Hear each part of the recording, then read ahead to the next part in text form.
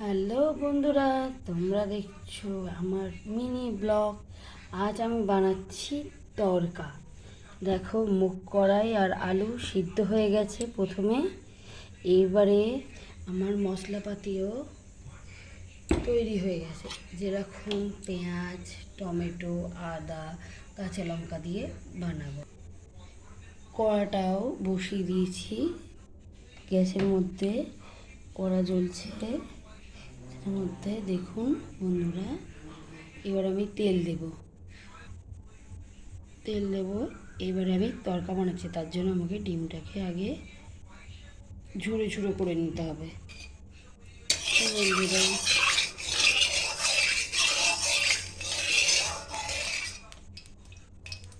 তেলের মধ্যে আমি একটু নুন দিয়ে দেবো। ডিমটাকে ঝুড়ি করবো তো, পরিমাণের মতো নুন দিয়ে দেবো। দেখে না বন্ধুরা, আমি ডিমটাকে দিয়ে দিয়েছি কড়ার মধ্যে। এবারে আমি ডিমটাকে ঝুড়ি করে দেবো। ডিমটা দেখো গা মেখে মেখে এসছে। বন্ধুরা,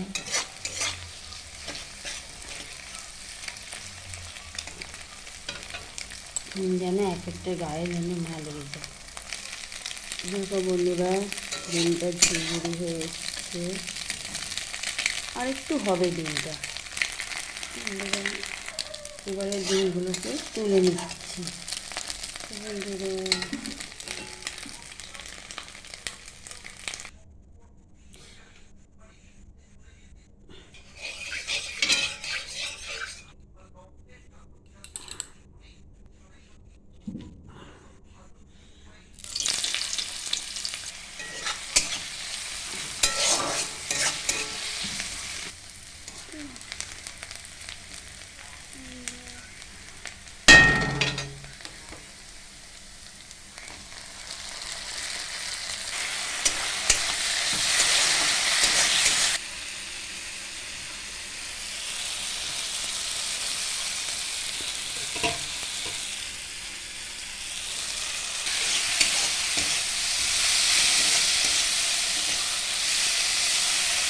এবারে সব আস্তে আস্তে মশলাগুলো দিয়ে দেবো। এবার পরিমাণ মতন হলুদ দেবো, পরিমাণ মতন লঙ্কা গুঁড়ো দেবো। যেহেতু এখানে তড়কা হচ্ছে, তড়কা মশলা দিয়ে দেবো। এবারে মশলাগুলোকে মিশিয়ে নেব। এবারে এক্সট্রাকে দিয়ে দেবো, মশলা কষানো হয়ে যাচ্ছে, এক্সট্রাকে দিয়ে দেবো।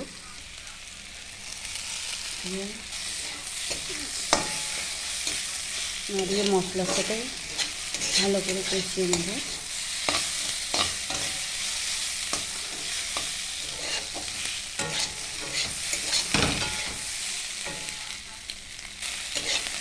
মশলাটা ভালো করে গ্যাসের সাথে দেখো মশলাটা কষা হয়ে গেছে, কি সুন্দর মশলাটা কষিয়ে এসেছে।